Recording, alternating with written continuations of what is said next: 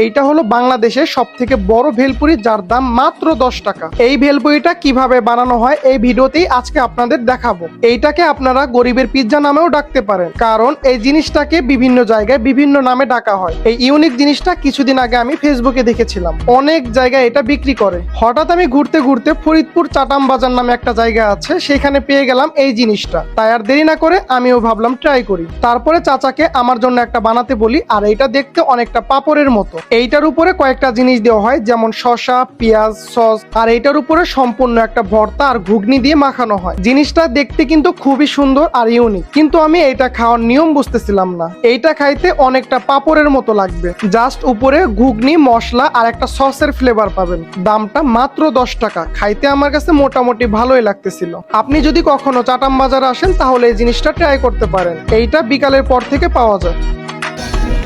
এই ইউনিক খাবারটা খাইতে তোমার কাছে কেমন লাগতেছে? So yummy.